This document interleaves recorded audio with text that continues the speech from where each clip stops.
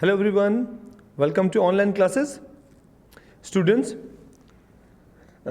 today you are watching video number 2 of the lesson Tribals, Dikus and the Vision of a Golden Age. आदिवासी, दीकू और एक स्वर्ण युग की कल्पना. In our previous video, we were discussed about Adivasis and many more culture, religions of the Adivasis or Mundas. They are also Adivasis. So हम लोगों ने ये जो लेसन पढ़ा था स्टार्ट किया है उसी को हम लोग कंटिन्यू आज करेंगे.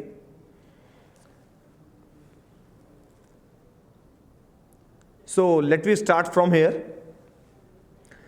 From where did these forest people get their supplies of rice and other grains?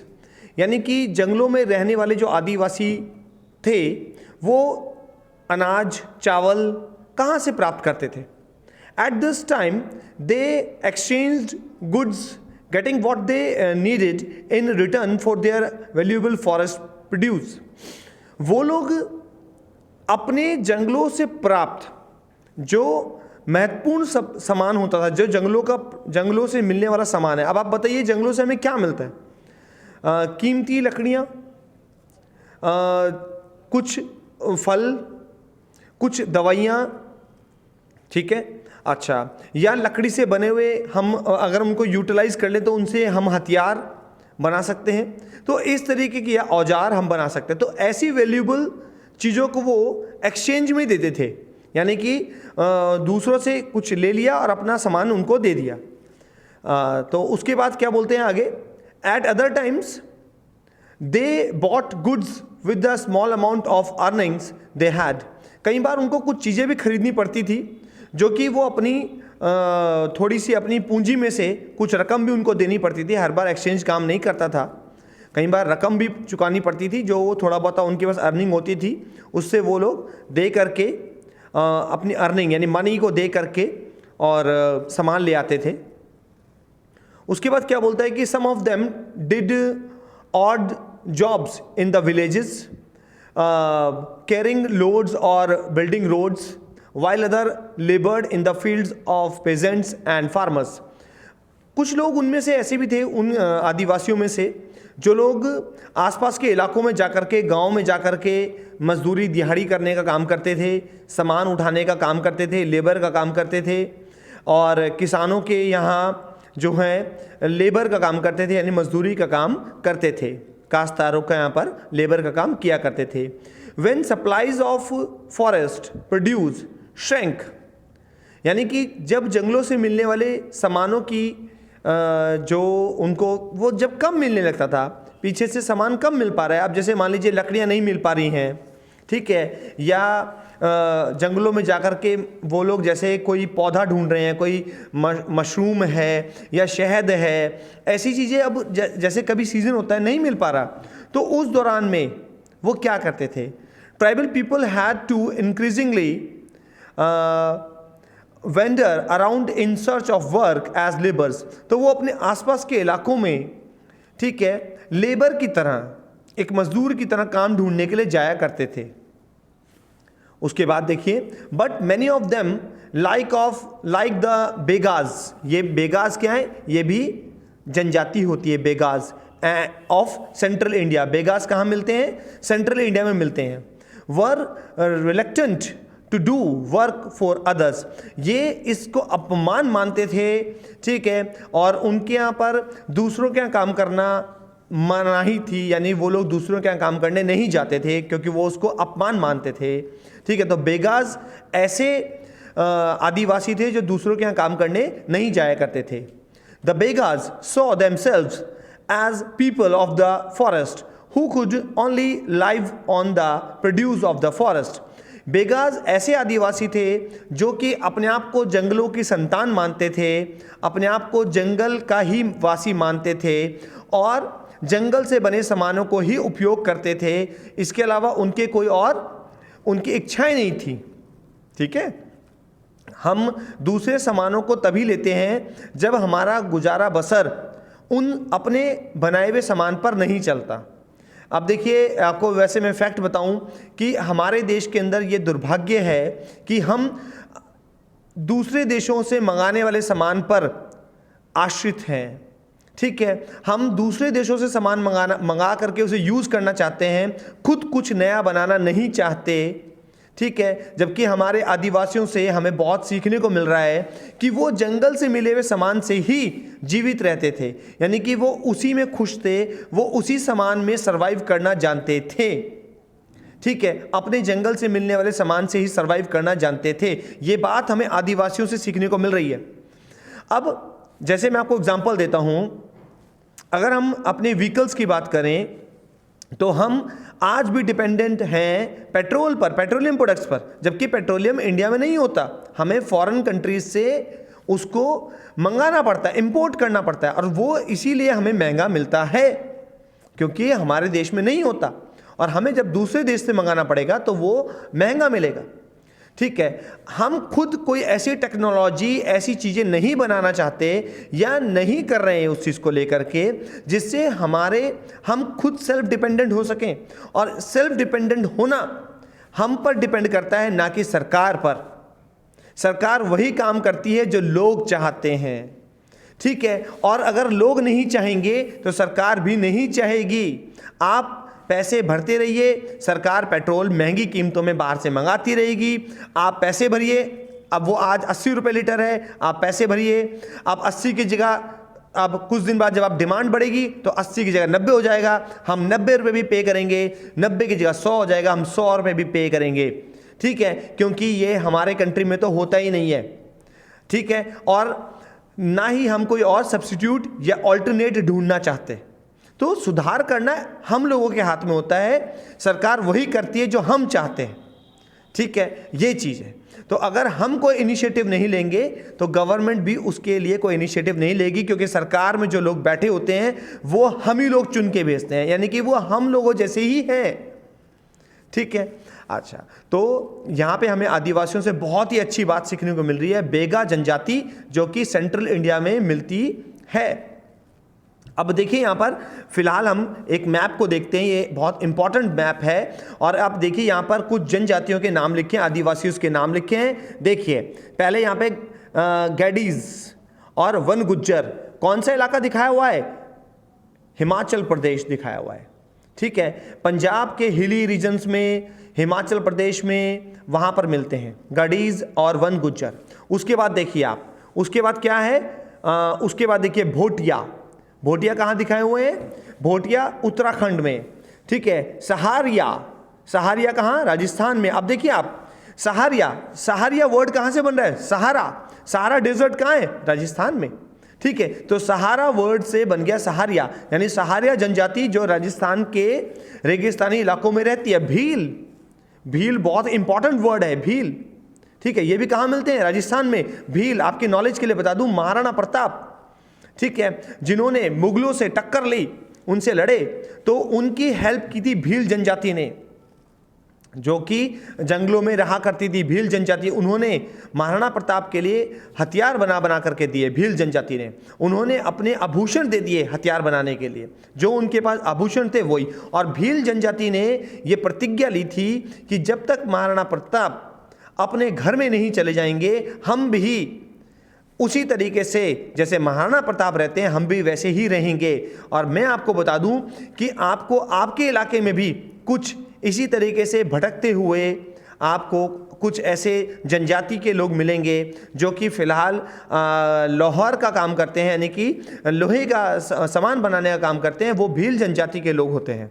ठीक है, बहुत से इलाके में आपको दिख भी जाएंगे, आप देख भी सकते हैं। उसके अलावा और भी बहुत सारे एग्जाम्पल यहाँ दिए हुए हैं, जैसे वन गुज्जर्स और रथावा इन गुजरात, बंजाराज इन मध्य प्रदेश, ठीक है, कोया बंजारा गोंड्स इन आंध्र प्रदेश, ठीक है, माला इरुलारा ये मिलेंगे आपका केरला में। और इसके अलावा जो है बहुत सारे नाम दिए हुए हैं, बेगाज, मारिया, गोंड्स, ये आपको मिल जाएंगे मध्य प्रदेश से अलग हुए हुए छत्तीसगढ़ में। ठीक है, अच्छा, यानी कि ये पहले मध्य प्रदेश का ही हिस्सा था।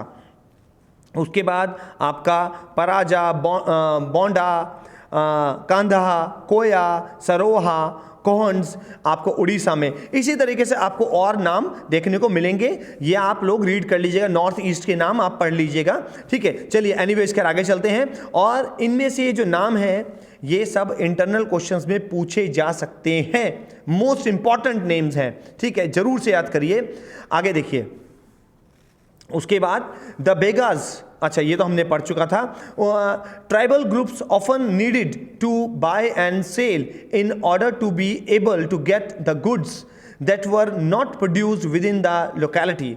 ट्राइबल्स जो ग्रुप्स थे, आदिवासी जो ग्रुप्स थे, उनको कई बार अन्य सामानों की जरूरत पड़ जाती थी जिसको उनको आसपास के इलाकों से खरीदना पड़ता था, ठीक है। अच्छा, this led to their dependence on traders and money lenders, जिसकी वजह से उनकी जो निर्भरता थी वो व्यापारियों पर और जो आपका मनी लेंडर्स होते हैं यानी पैसे देने वाले, ठीक है, हाँ जी, जो पैसा देता है उसको मनी लेंडर कहते हैं। अच्छा, तो उन पर इनकी निर्भरता बढ़ जाती थी।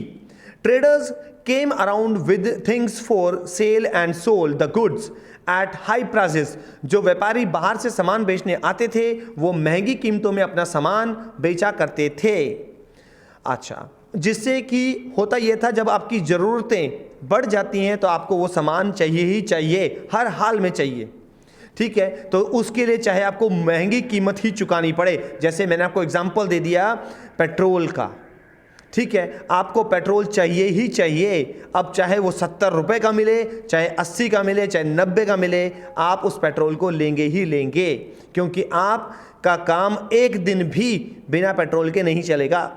आप इतने निर्भर हो चुके हैं उस पर कि आप जो है आपका सारा काम उस पर आधारित है। ठीक बिल्कुल उसी तरीके से मोबाइल फोन्स, ठीक है।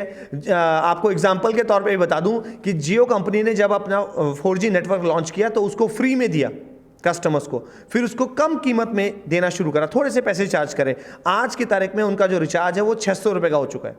तो अब इतनी डिपेंडेंसी हमारी हो चुकी है उस पर कि हम सारा व्यापार उसी पर करने लगे अब, ठीक है, सारी ट्रांजैक्शन उसी पे करने लगे। तो अब आज की तारीख में चाहे वो 600 का हो जाए चाहे 800 का हो जाए, हम उसे लेंगे ही लेंगे, या तो कोई ऑल्टरनेट हमें ढूंढना पड़ेगा, ठीक है। अच्छा, तो उसके बाद क्या बोलते हैं कि जिसकी वजह से अब उन जो ट्राइबल्स थे उनको मनी लेंडर्स से लोन लेना पड़ता था, ठीक है, क्योंकि उनको सामान चाहिए, जिसकी वजह से मनी लेंडर्स से उनको क्या लेना पड़ता है, gave loans with which the tribals met their cash needs. Money lenders से उनको पैसा लेना पड़ता था जिससे उनकी नगद की जरूरत पूरी हो पाती थी, और वो उसके बदले में उनको इंटरेस्ट यानी मनी कुछ ना कुछ ब्याज के तौर पे देते थे। But the interest charge on the loans was usually very high, और जो मनी लेंडर्स अपना पैसा देते थे उसके बदले में इंटरेस्ट जो था वो बहुत हाई होता था। So for the tribals market and commerce often meant डेब्ट एंड पॉवर्टी। ये ट्राइबल्स को जो आसपास के बाजार थे और जो व्यापारी थे और जो मनी लेंडर्स थे और ये जो चीज़ें थी वो उनको कर्जे की तरफ धकेल रही थी।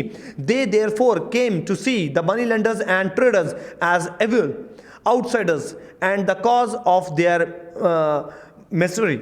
अच्छा, यानी कि कहने का मतलब यहाँ पर यह है कि जो ट्राइबल्स थे वो ट्राइबल्स जो कुछ उनमें समझदार लोग, ठीक है, वो मनी लेंडर्स को ट्रेडर्स को आउटसाइडर मानते थे और उनको एक अपने लिए क्या मानते थे, शत्रु मानते थे, इविल यानी शत्रु, ठीक है। अच्छा, शत्रु उनको समझते थे क्योंकि ये चीज़ें उनको अब उसकी तरफ धकेल रही थी, यानी कि अगर आप मनी लेंडर का पैसा नहीं चुकाएंगे तो क्या होगा, ठीक है, उसके बदले में वो आपसे एक्स्ट्रा मनी चार्ज करेंगे, आपको एक्स्ट्रा एफर्ट्स करके उनकी पेमेंट चुकानी होती है, ठीक है। तो इसलिए वो कुछ उनमें से जो ट्राइबल्स थे ट्रेडर्स को गलत नज़रों से देखा करते थे, मार्केट को गलत मानते थे वो लोग, ठीक है। अच्छा, आगे देखिए, सम हर्डेड एनिमल्स, कुछ जो लोग थे वो जानवरों को चराया करते थे, ठीक है। अच्छा, यानी कि कुछ जो थे वो चरवाहा थे, जानवरों को चराने का काम करते थे। Many tribal groups lived by herding and rearing animals. कुछ उन यानी कि बहुत सारे ट्राइबल ग्रुप्स ऐसे थे जो जानवरों को चराने ठीक है, और उन्हें पालते थे, उनको चराते थे। दे वर pastoralists who moved with their herd of cattle or sheep according to the seasons, यानी कि उनमें से कुछ चरवाहा थे जो कि सीजन के अकॉर्डिंग, जैसे ऐसा मौसम आता था उस मौसम के अकॉर्डिंग एक जगह से दूसरी जगह जाया करते थे। When the grass in one place was exhausted, they moved to another area, जब एक इलाके में ग्रास खत्म हो जाती थी तो वो दूसरे इलाकों में चले जाते थे, क्योंकि वहाँ पर क्या है, उन्होंने चरा और वहाँ पे घास खत्म हो गई तो अब उनको दूसरे इलाकों में जाना पड़ेगा।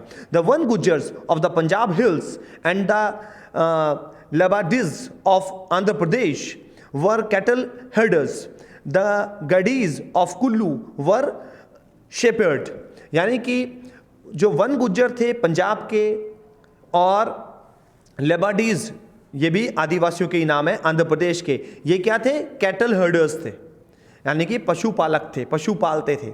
अच्छा, और गडीज जो कुल्लू के अंदर रहते हैं, कुल्लू हिमाचल प्रदेश में, वो क्या थे, भेड़े पालते थे, ठीक है।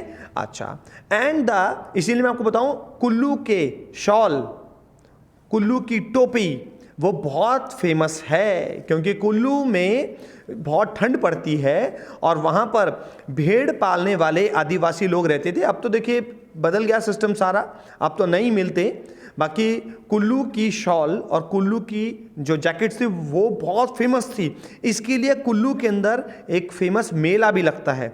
वो मेला भी इसीलिए लगता था, बट अब वो ट्रेडिशन चेंज होता चला जा रहा है, अब तो बदल गया सिस्टम सारा, ठीक है। पहले टाइम में होता था कुल्लू की टोपी, कुल्लू का शॉल बहुत फेमस होता था, जब हम छोटे थे हमने बहुत सुना होता इसके बारे में नाम, तो वो अब समझ में देखो यहाँ क्लियर हो रही है बात, क्योंकि वहाँ भेड़ पालने वाली कौन सी जनजाति रहती थी, कैडीज। कौन सी जनजाति है, देखिए गैडीज, सॉरी, ठीक है, गैडीज जनजाति रहती थी, है ना। इस वजह से वहाँ पर ज़्यादा भेड़ के बाल होंगे तो उससे सामान भी बनेगा, है ना, तो उन्हीं से शॉल बनता था, उन्हीं से फिर गर्म कपड़े बनते थे।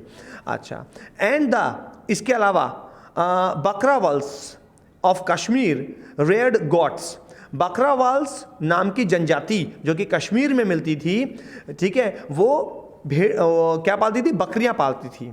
आपकी नॉलेज के लिए बता दूं कि पश्मीना गॉट, आपकी नॉलेज के लिए बता रहा हूं, पश्मीना गॉट वर्ल्ड वाइड बहुत फेमस है, इसका बनता है पश्मीना शॉल, ठीक है। अच्छा, पश्मीना एक नाम की एक गॉट होती है, उस गॉट से बनाते हैं क्या, ऊन बनाते हैं, और उस ऊन से फिर बनता है शॉल वगैरह इत्यादि ऐसी चीज़ें बनाई जाती हैं, गर्म कपड़े बनाए जाते हैं, जो कि बहुत फेमस होता है, ठीक है। You will read more about them in your history book next year, इनके बारे में आप और ज़्यादा अगले साल अपने क्लासेस में पढ़ेंगे। आज का जो मैं आपको क्वेश्चन दे रहा हूं, आपने मुझे उत्तराखंड रीजन में और राजस्थान रीजन में मिलने वाले जो ट्राइबल्स हैं उनके नाम कमेंट बॉक्स में करके बताने हैं। नंबर 1, उत्तराखंड रीजन के अंदर कौन से ट्राइबल्स मिलते हैं और राजस्थान रीजन में कौन से ट्राइबल्स मिलते हैं, वो आपने मुझे कमेंट बॉक्स में कमेंट करके जरूर बताना है। स्टूडेंट्स, आज की वीडियो को हम लोग यहीं एंड करते हैं। Keep watching and keep learning. Thank you very much.